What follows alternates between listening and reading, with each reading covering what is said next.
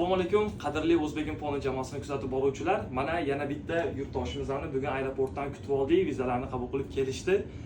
Hozir ofisimizdamiz. Akadan hozir taassurotlarini so'raymiz. Aka, nima deysiz? Taassurotlaringiz qalay? Assalomu alaykum. Assalomu alaykum.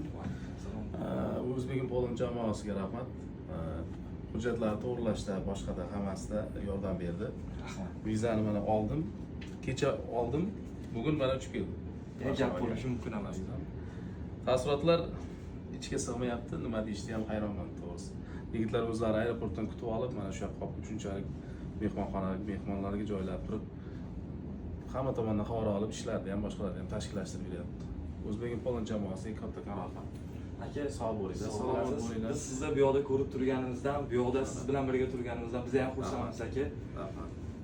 Qadrli yurtdoshlar, agar sizlarga ham mana shunaqangi ishonchli taklifnomalar kerak bo'ladigan bo'lsa, bemalol O'zbek Import jamoasiga murojaat qilinglar. Biz sizlarga bu borada mamnuniyat bilan yordam beramiz va eng avvalo o'zinglarni ehtiyot qilinglar. Yanada yaxshi kunlarda Varshavada ofisimizda ko'rishib qolgungacha deb qolamiz.